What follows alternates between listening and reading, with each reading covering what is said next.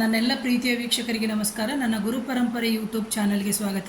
ಎಷ್ಟೋ ಜನಕ್ಕೆ ಸಾಲ ತೀರ್ಸೋಕ್ಕೆ ಆಗಲ್ಲ.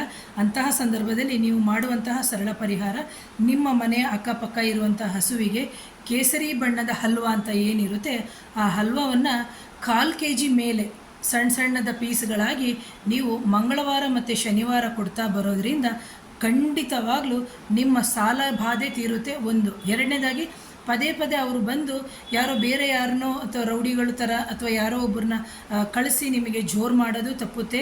ಅಥವಾ ಶತ್ರು ಬಾಧೆ ಅಂತ ನಾವೇನಿರುತ್ತೆ, ನಮ್ಮನ್ನು ಕಂಡ್ರೆ ಇನ್ನೊಬ್ರಿಗಾಗಲ್ಲ, ಆ ಬಾಧೆಯೂ ತಪ್ಪುತ್ತೆ. ಇದು ಬಂದು ಹಲ್ವಾ ಬಂದು ಕೆಂಪು ಕಲರ್ ಬರುತ್ತೆ, ಲೈಟ್ ಕಲರ್ ಕ್ರೀಮ್ ಕಲರ್ ಬರುತ್ತೆ, ಆರೆಂಜ್ ಕಲರ್ ಬರುತ್ತೆ. ನೀವು ಕೊಡಬೇಕಾಗಿರೋದು ಆರೆಂಜ್ ಕಲರಲ್ಲಿ ಇರುವಂತಹ ಒಂದು ಹಲ್ವವನ್ನೇ ನೀವು ಕೊಡಬೇಕಾಗುತ್ತೆ ಪ್ರಿಯ ವೀಕ್ಷಕರೇ. ಮೊದಲನೇದು ಮಾಡಿ. ಆನಂತರ ಹಸುವಿಗೆ ಬಂದು ಪ್ರತಿ ಬುಧವಾರ ವಾರದಲ್ಲಿ ಪ್ರತಿ ಬುಧವಾರ ಕೊಡ್ಕೊಂಡೇ ಹೋಗಿ. ಅದು ಬಂದು ಕೆರೆ ಸೊಪ್ಪಾಗಿರ್ಬೋದು, ಪಾಲಕ್ ಸೊಪ್ಪಾಗಿರ್ಬೋದು, ಸಬ್ಸಿಗೆ ಸೊಪ್ಪಾಗಿರ್ಬೋದು, ಅಥವಾ ಒಣಗನೆ ಸೊಪ್ಪಾಗಿರ್ಬೋದು. ಸೊಪ್ಪುಗಳು ಅಂತ ಹಸುಗಳು ಏನು ತಿನ್ನುತ್ತೆ, ಆ ಸೊಪ್ಪನ್ನು ಒಂದು 3ರಿಂದ 5 ಕಂತೆ ಸೊಪ್ಪುಗಳು ಅಂತ ನಾವೇನು ಹೇಳ್ತೀವಿ, ಅದನ್ನು ಪ್ರತಿ ಬುಧವಾರ ಕೊಡೋದ್ರಿಂದ ನಿಮ್ಮ ಸಾಲಬಾಧೆಗಳಾಗಿರ್ಬೋದು, ನಿಮ್ಮ ಶತ್ರುಗಳಿಗೆ ಸಂಬಂಧಪಟ್ಟಿರುವಂತಹ ತೊಂದರೆಗಳು ನಿವಾರಣೆ ಆಗುತ್ತೆ ಪ್ರಿಯ ವೀಕ್ಷಕರೇ. ಇದೇನು ಅಂತ ಖರ್ಚಿಲ್ಲ.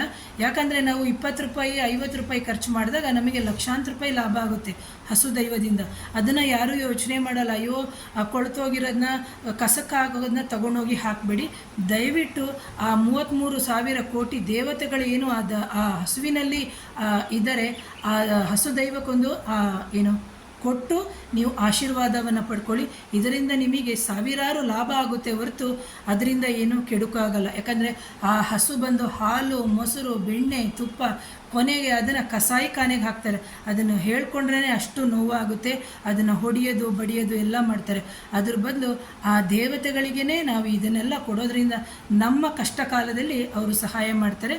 ಹಾಗಾಗಿ ಈ ಪ್ರಾಣಿಗಳನ್ನೂ ನಾವು ಸಂರಕ್ಷಣೆ ಮಾಡಿಕೊಂಡು ಅದನ್ನು ಬೆಳೆಸಬೇಕು, ಜೊತೆಗೆ ನಾವು ಬೆಳೆಸಬೇಕು ಅಂತ ಹೇಳ್ತೀವಿ ಪ್ರಿಯ ವೀಕ್ಷಕರೇ.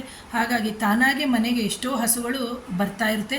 ಅಂತಹ ಸಂದರ್ಭದಲ್ಲಿ ನಾವು ಕುಡಿಯೋಕ್ಕೆ ನೀರು, ಜೊತೆಗೆ ಹಣ್ಣು, ಜೊತೆಗೆ ಈ ಥರ ಎಲ್ಲ ಕೊಡೋದ್ರಿಂದ ನಮ್ಮ ಪ್ರಾರಬ್ಧ ಕರ್ಮಗಳು ಅಂತ ಏನಿದೆ, ಆ ಕರ್ಮಗಳು ನಿವಾರಣೆಯಾಗಿ ನಮಗೆ ಸದ್ಗತಿ ಸಿಗುತ್ತೆ ಪ್ರಿಯ ವೀಕ್ಷಕರೇ.